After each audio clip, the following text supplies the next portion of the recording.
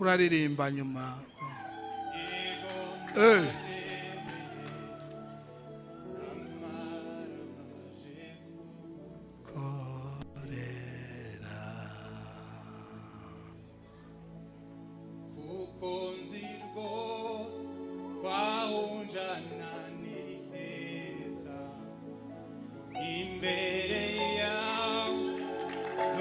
Amahoro menshi ntabwo bamfite umwijima wo mw'isi namaramaje kugukorera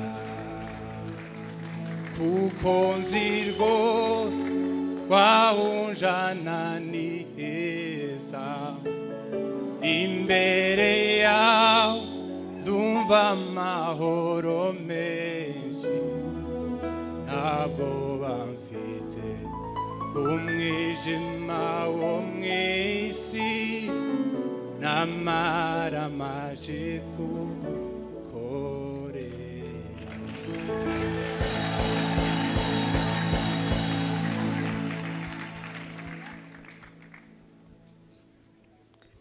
Aha. Abishoje ega byiza. Karibu mama twumve Grace nawe nimba muri Amerika ba muri Gisubizo birahita byuzuzanya.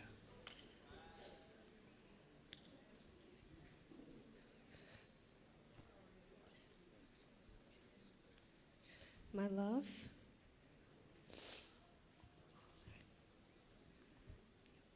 today is a day like no other.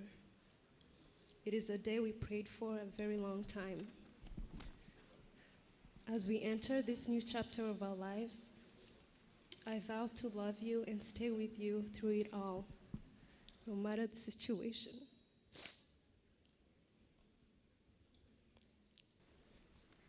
I vow to respect you in all aspects. I vow to show you the kind of kindness that you deserve. I vow to care for you to the best of my ability.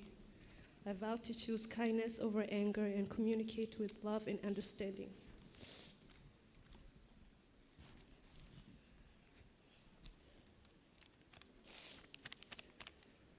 I pray that God gives us wisdom to do what's best in this marriage. Throughout this marriage, may we always remember the vows we will vow to each other, the vow to love one another, for better, for worse, for richer, for poor, the vow to be separated only by death. I pray to God to bless our home, children, and our future plans. So, my love, let us put God in the center of this marriage. May He never forsake us, and may we never forsake each other. Amen. Iyo haje mu ibyongereza amavuta babaye menshi. Kweli. Aha.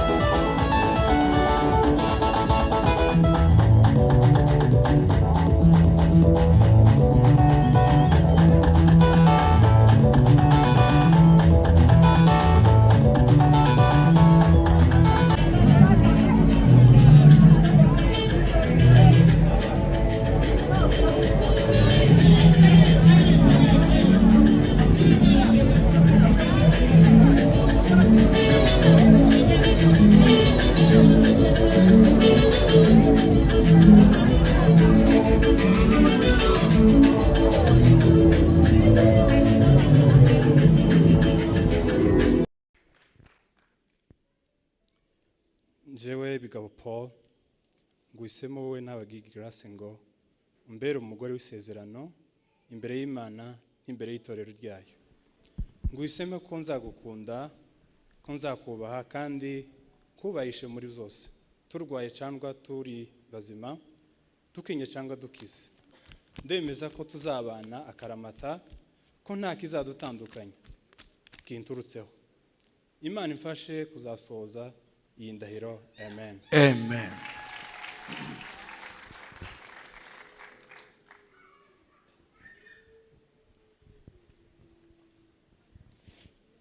I, Nabagigi Grace, have chosen you, Bigabo Paul, to be my covenant husband before God and before his church. I promise to love you, to respect you, and to honor you in all things, whether we are sick or healthy, poor or wealthy. I affirm that we shall live together for the rest of our lives, and that nothing arising from me shall separate us. May God help me fulfill this vow. Amen.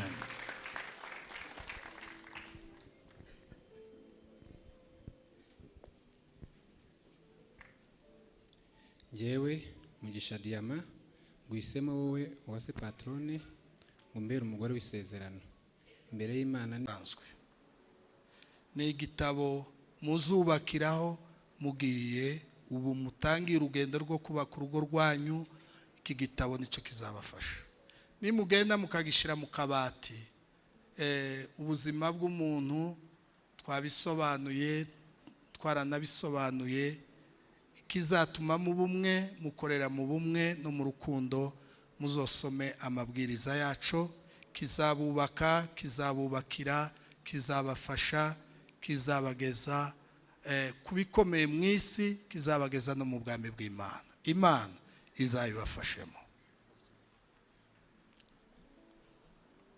Iki gitabo ntabwo ari igitabo gisanzwe, ni igitabo umuntu areberamo akubaka urugo, akubaka umuryango, akubaka igihugu, akubaka ubuzima bwe, akubaka abana be.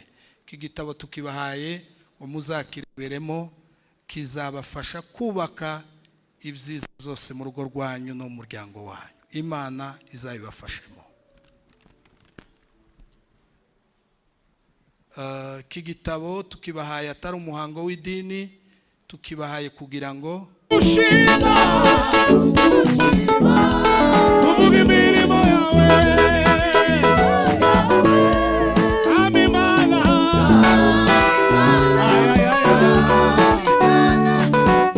turibe rya nyuma tuzahora tugushima. Tuvuge imirimo yawe. Amimana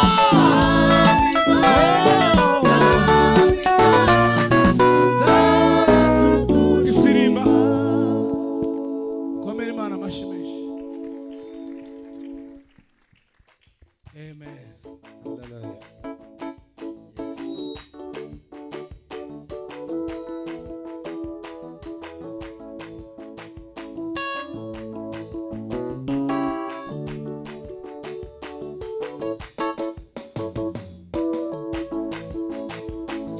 Yes, arakora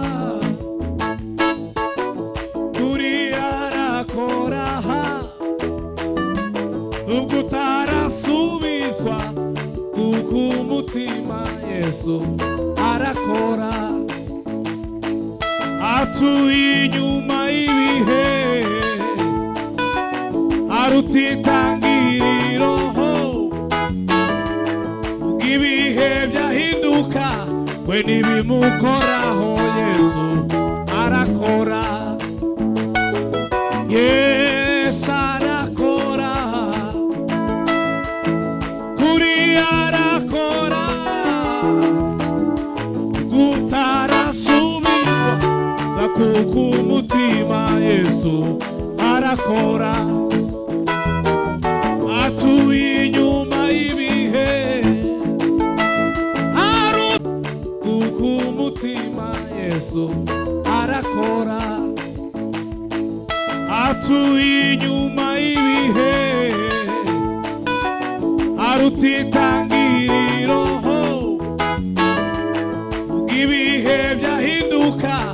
we nibimukoraho Yesu arakora. Yesu arakora, kuri arakora, gutarasubizwa kuko umutima Yesu arakora. Atuye inyuma y'ibihe, aruta itangiriro, nubwo ibihe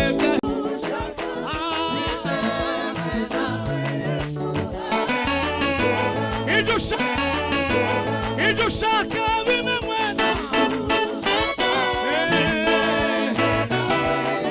hari ishimwe cyane.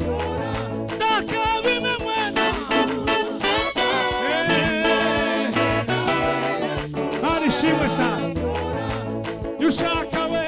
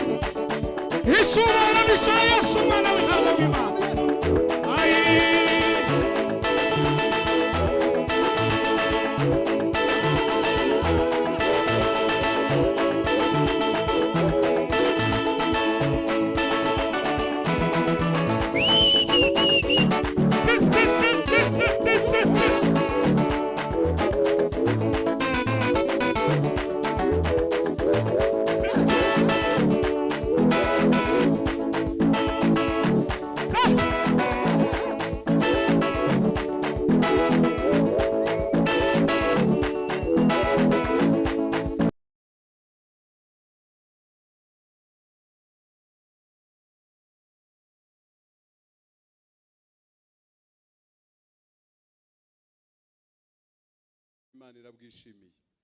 Muri benshi abantu bari hano bashobora kuba mwese batabazi, ariko turi kumwe